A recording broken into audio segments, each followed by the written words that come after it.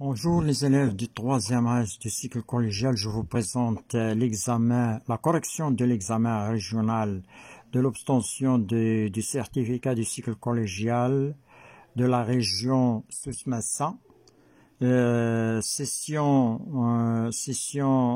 2000, juin 2017, session 2017, ici région Souss-Massa. Alors, première partie, restitution des connaissances. Sur 8 points. Le document 1 présente le schéma du système nerveux humain. Recopiez chaque numéro du document et donnez-lui un nom convenable, 1,5. Alors, الوثيقة 1 تمثل الرسم التخطيطي للجهاز العصبي عند الإنسان. انقل كل رقم من الوثيقة وانسب لها الاسم المناسب. Le 1, le cerveau, المخ. Le 2, le cervelet, المخيخ. Le 3, le bulbe rachidien, البصلة السيسائية. Le 4, c'est l'ensemble de 1 et 2 et 3, c'est l'encéphale. L'encéphale الدماغ. Le 5, la moelle épinière. Le 6, les nerfs rachidiens. البصلة السيسائية. Le 5, البصلة السيسائية. Pardon. النخاع الشوكي. 5, la moelle épinière. النخاع الشوكي. Le 6, les nerfs rachidiens. الأعصاب السيسائية.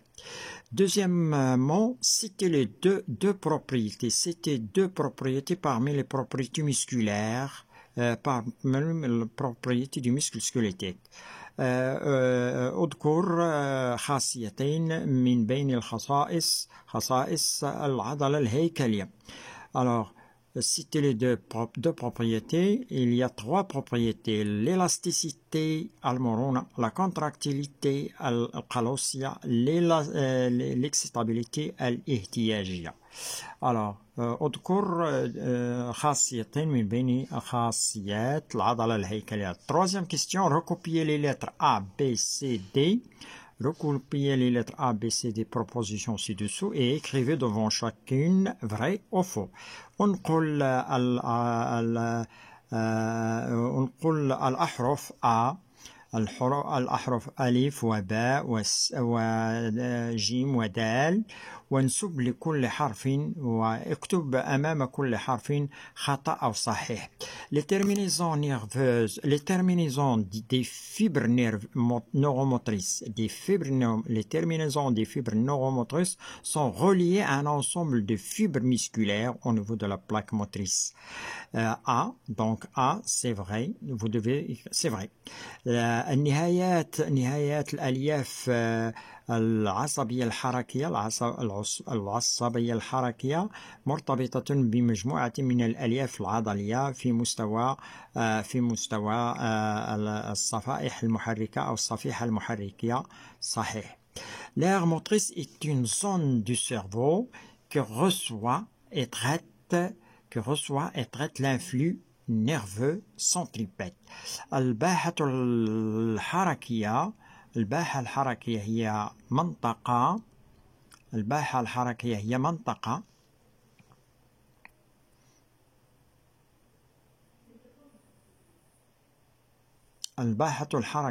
منطقة هنا التعريب.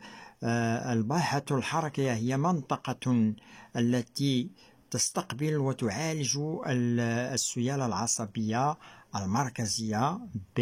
Donc, l'aire motrice est une zone du cerveau qui reçoit et traite l'influx nerveux centripète. C'est faux. الباحة الحركية هي منطقة التي تستقبل وتعالج السيالة العصبية المركزية وهي السيالة عصبية حركية تنطلق منها السيالة العصبية là où il y a naissance de l'influx nerveux et l'influx nerveux centrifuge. C. La fibre musculaire constitue l'unité structurelle du tissu musculaire. C'est vrai. الليف العضلي، يكون الوحدة البنيوية للنسيج العضلي. D, c'est vrai. D, le cerveau est considéré comme centre, est considéré un centre nerveux du réflexe médulaire. المخ هو يعتبر المخ مركزا عصبيا للانعكاس الشوكي. D, faux, خطأ. Recopier les numéros du vide. Quatrième question. Recopier les numéros du vide en pointillés. Le vide en pointillés. Les numéros du vide en pointillés. Il y a 1 dans ce vide. Il y a 2. Ici, vous avez 1. Ici, vous avez 2. Ici, vous avez 3 à sa place. Ici, vous avez 4. Donc, ici, vous avez 2. Alors, recopier les numéros du vide en pointillés des phrases ci-dessous. Vous avez des phrases ci-dessous. Et écrivez en face de chaque numéro le terme correspondant parmi les termes suivants. انقل أرقام الفراغات النقط في الجمل الأسفلة واكتب أمام كل رقم المصطلح المناسب من بين المصطلحات التالية: لا توكسين، السمين، أنتيكور، مضادات الأجسام، لا فاغوسيتوز، البلعامة، الهستامين، أغلوتيناسيون، اللكد، antibiotique, مضاد حيوي. Donc, premièrement, est un phénomène qui se produit lors de rencontres entre l'agglutinogène et la glutinine. L'agglutinogène et la glutinine de même type. وهي ظاهرة التي تحدث عند التقاء اللاكدين المضاد مع التقاء مولد اللكد مع اللاكدين المضاد من نفس النوع. Agglutination à l'acide. Phagocytose. La phagocytose est considérée un moyen de défense rapide et non spécifique. البلعمة سيكتب هنا البلعمة 2 في 2 est considéré un moyen de défense. تعتبر البلعمة وسيلة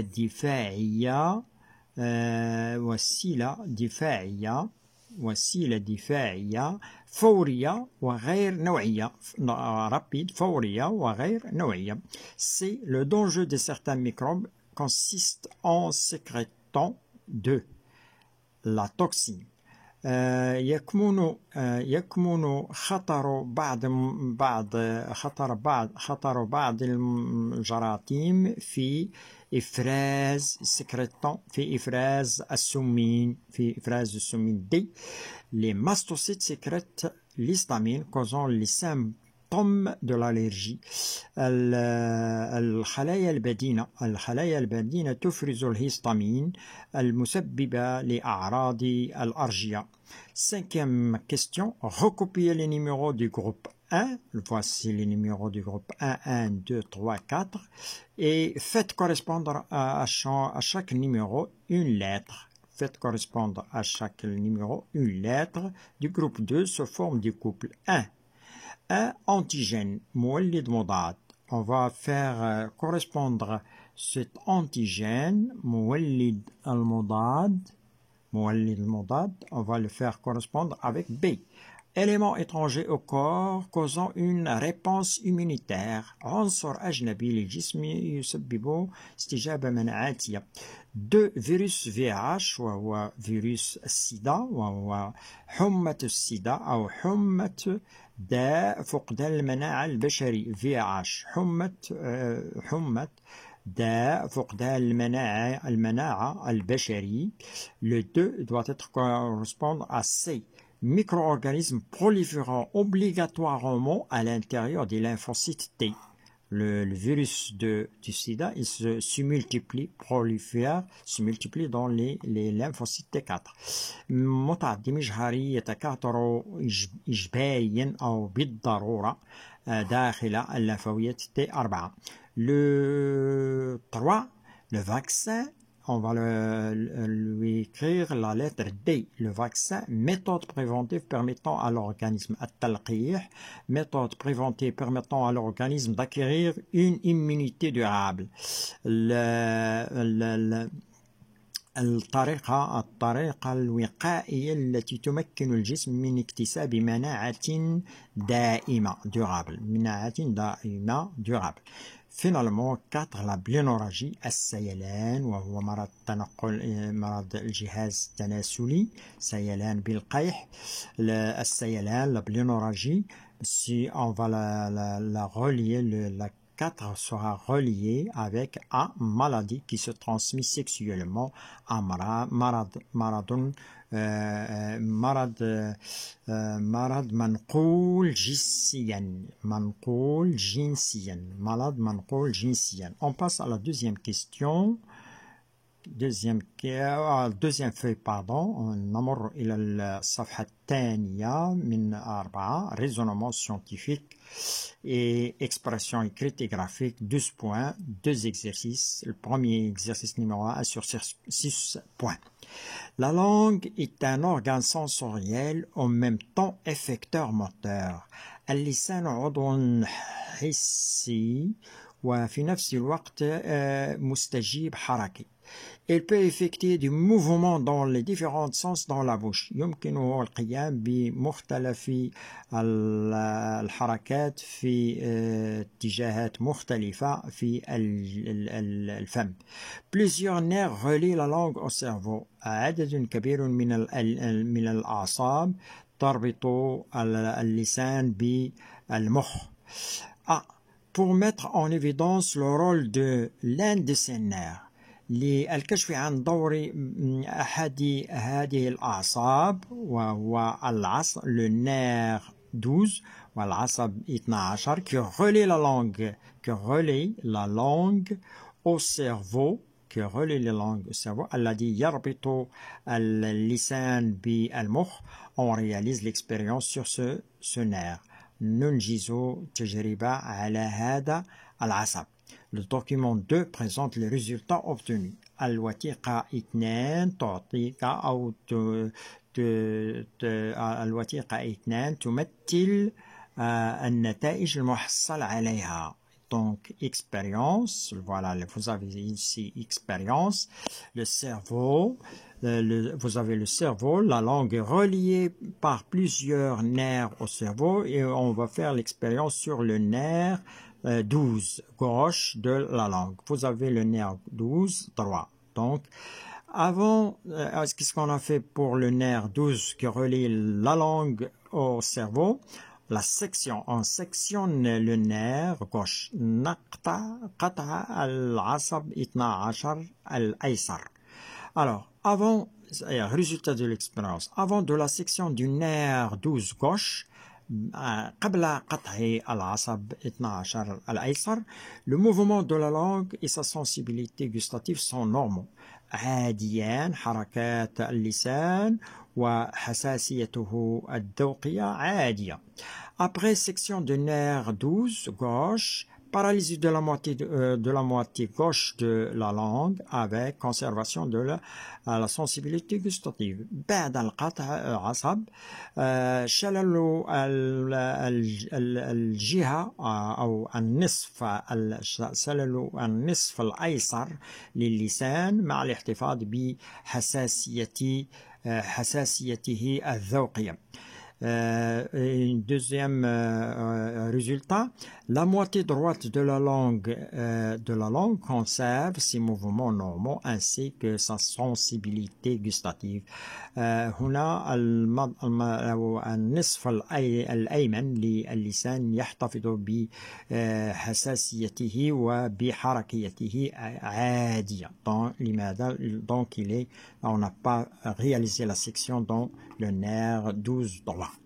Alors, il est intact ici, il est intact. Alors, les questions qui sont posées sur cette expérience, sur ce document, sont les suivantes. Déterminer l'effet de la section du nerf 12 gauche sur la langue. l'effet de la section حدد تأثير قطع العصب 12 الأيسر على اللسان. L'effet de la section du nerf 12 gauche, elle produit la paralysie de la moitié gauche de la langue.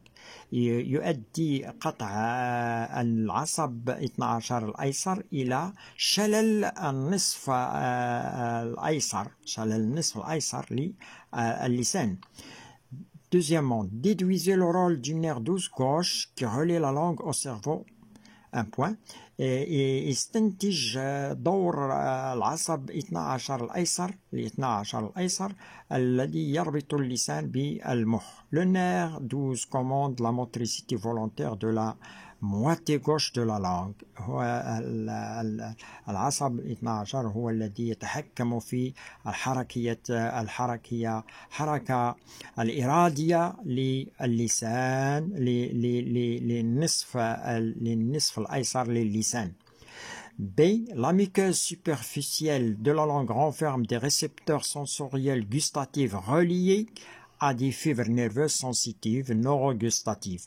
Pour déterminer le trajet de l'influx nerveux lors de la sensation gustative, on réalise l'expérience du document 3 suivant. La muqueuse المخاطية العلوية أو السطحية للسان تحتوي على مستقبلات حسية ذوقية. مستقبلات حسية ذوقية موجودة على la surface de la langue.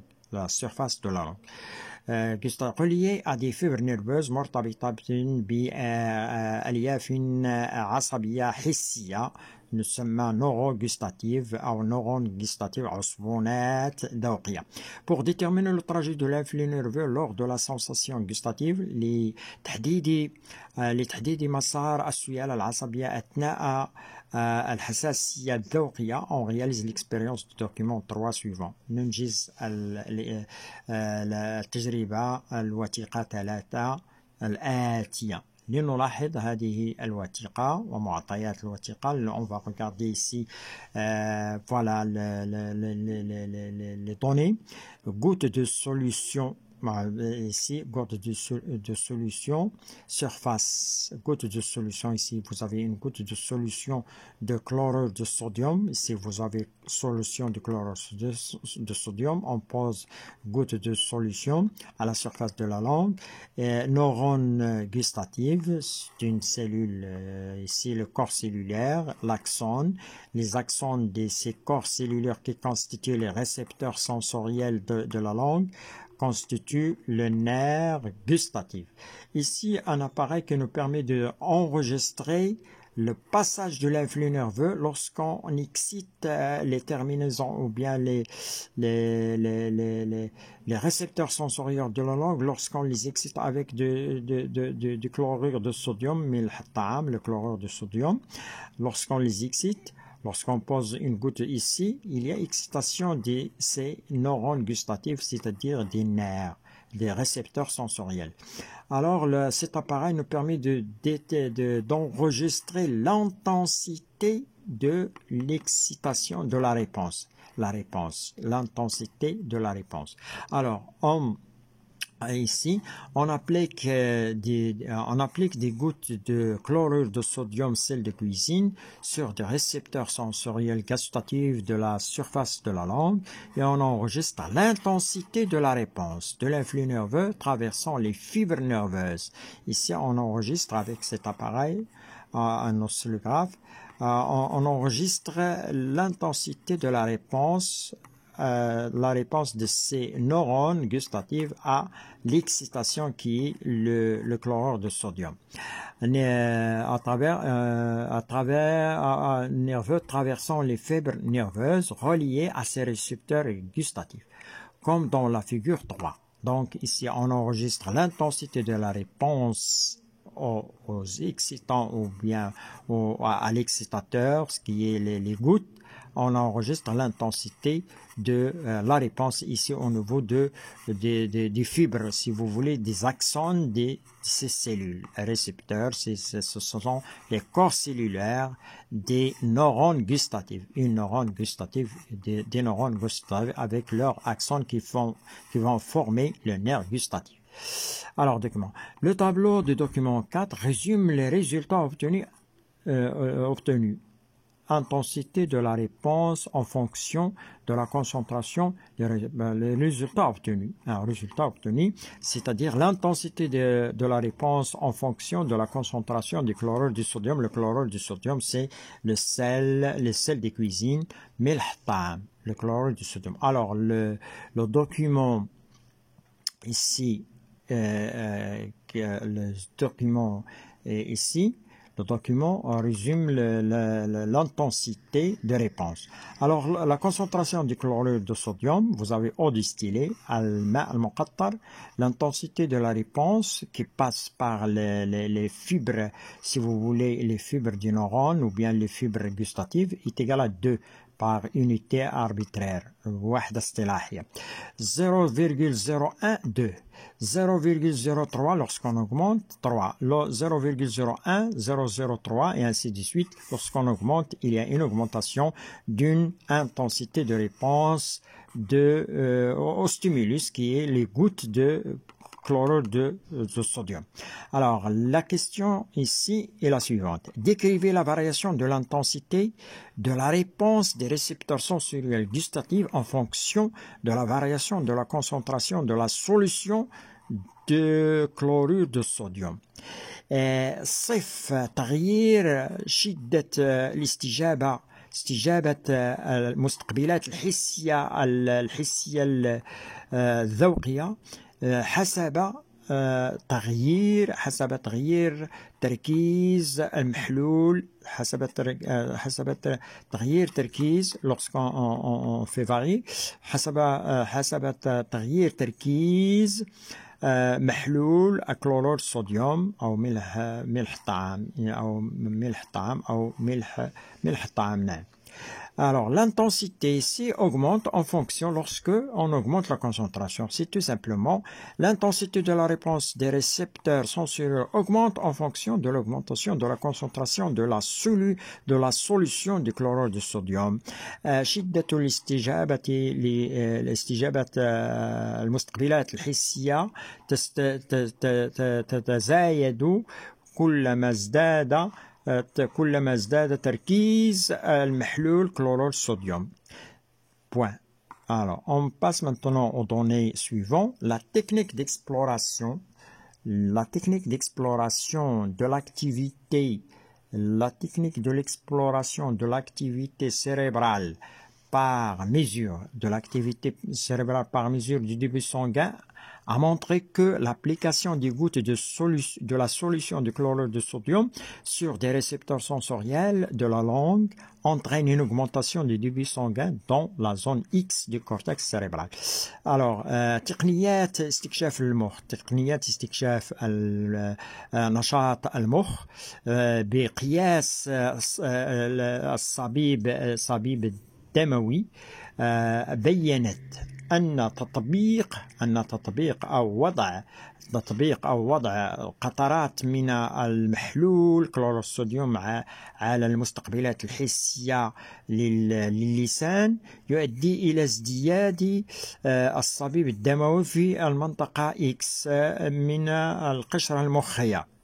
En se basant sur les données précédentes, donnez le nom et le rôle de la zone X dans laquelle il y a une grande débit de sang. Donc, ici, la zone X, le nom de la zone X, c'est l'aire motrice. Le nom, c'est l'aire de sensibilité,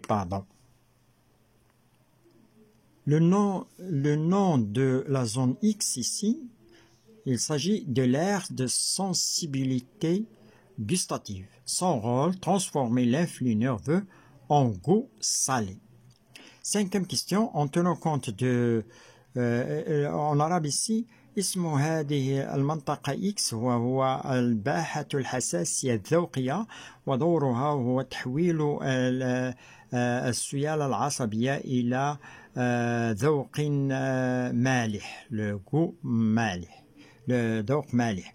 En tenant compte des données précédentes et vos connaissances et en vous aidant des éléments proposés ci-dessous,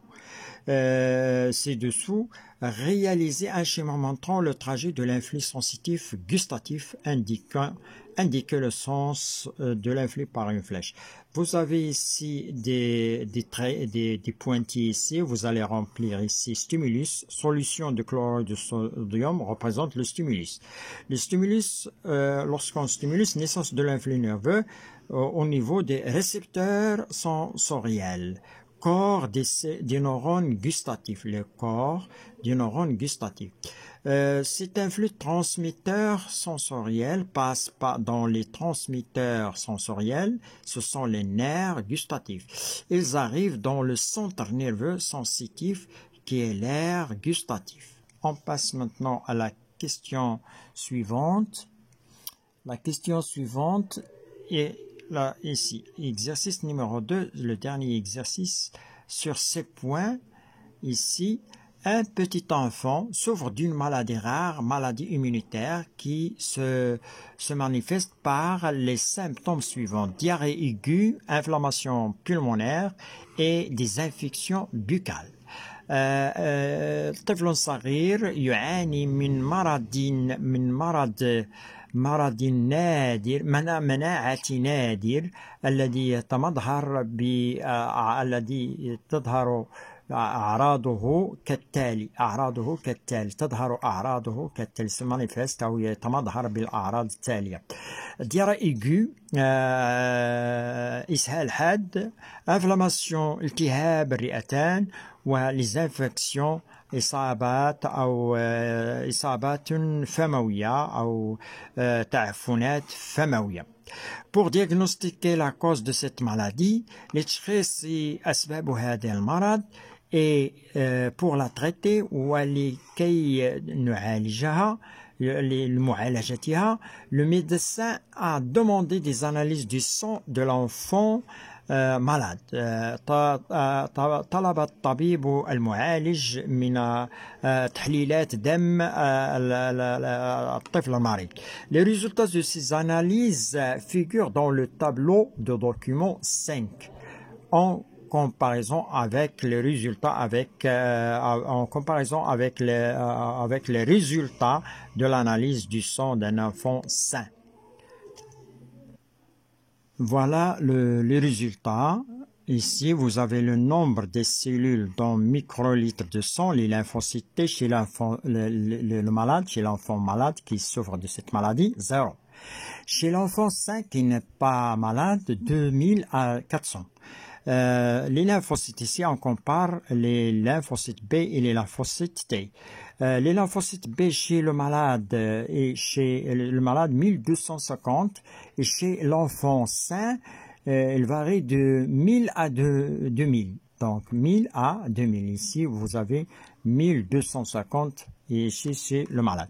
La quantité des anticorps. Les anticorps 0 dans le sang de l'enfant malade qui souffre de cette maladie immunitaire.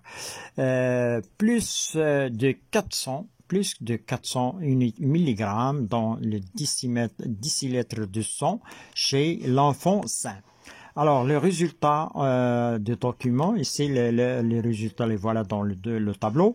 En se basant sur les données du tableau, vous avez les données du tableau, comparez le nombre des lymphocytes T et la quantité, le nombre des lymphocytes T, ici 0, ici le nombre, et la quantité des anticorps, on passe ici aux anticorps, dans le sang des deux enfants.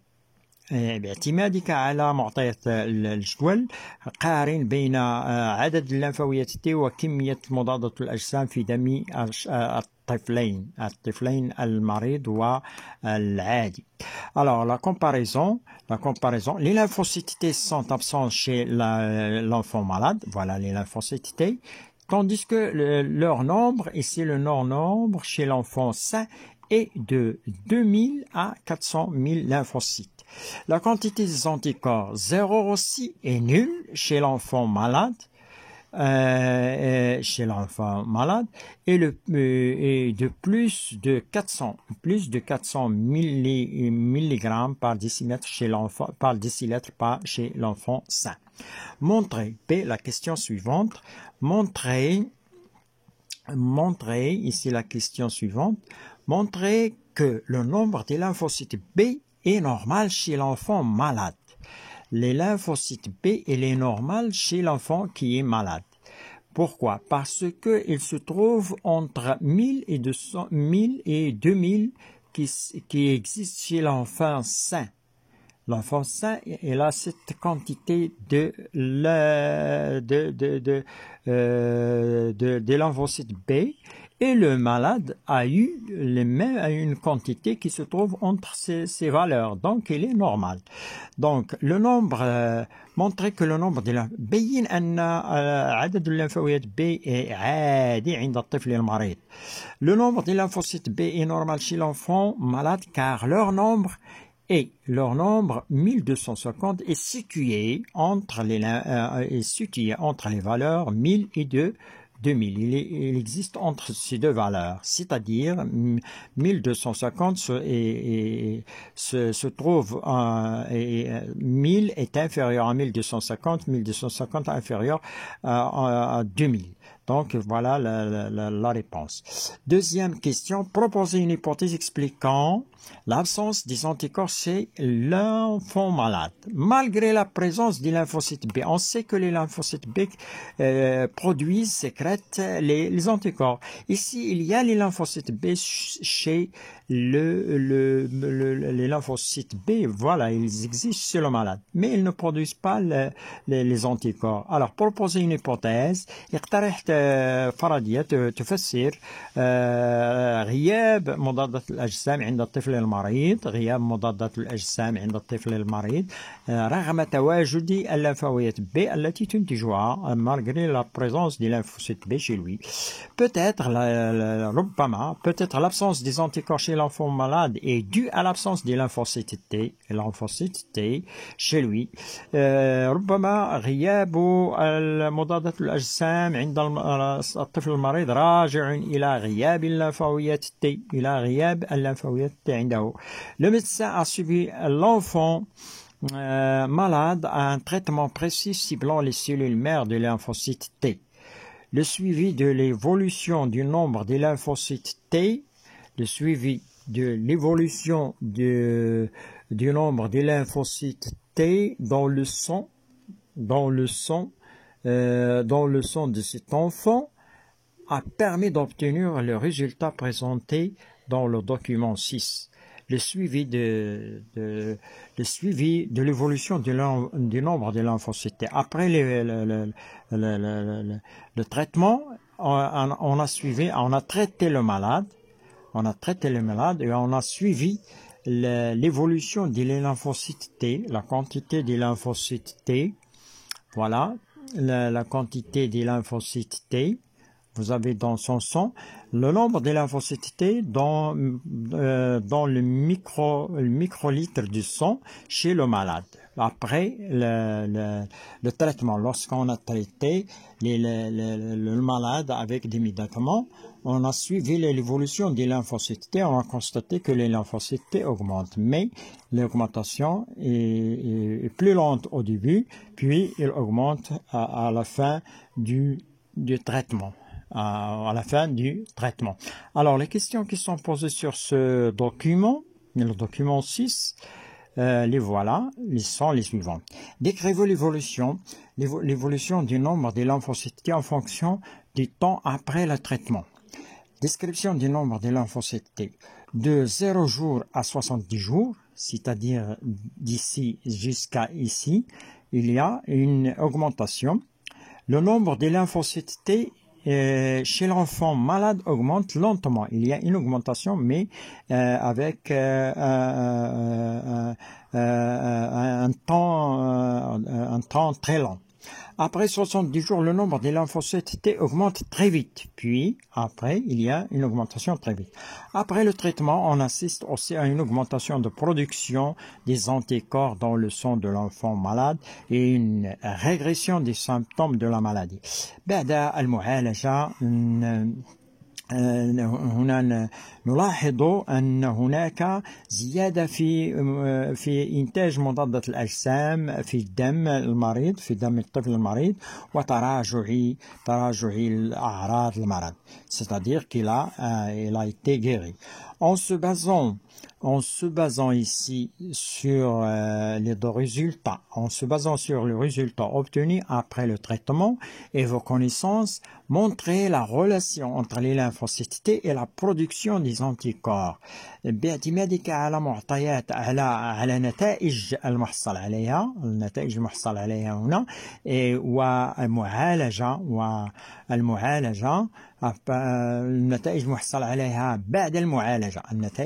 عليها بعد المعالجة وبمعارفك بين العلاقة بين الليمفاويات T وإنتاج مضادات الأجسام. La relation entre les lymphocytes T et la production des anticorps, c'est que les lymphocytes T, plus précisément les lymphocytes T4, sensibilisent et activent. Ils activent les lymphocytes B qui se transforment en plasmocytes et qui sécrètent les anticorps spécifiques. Ils vont sécréter les anticorps spécifiques. Lorsqu'il n'y a pas des lymphocytes T, absence des lymphocytes T et plus précisément les lymphocytes T4, il n'y a pas d'activation des lymphocytes B, donc il n'y a pas de production d'anticorps. C'est pourquoi ici la relation qui existe entre les lymphocytes T et les lymphocytes B, il y a une coopération entre eux. Si les lymphocytes B sont absents, il n'y a pas d'anticorps. Si les lymphocytes T sont absents, pas d'anticorps. Pourquoi? Parce que les T4 activent les B. Et merci d'avoir suivi cette vidéo.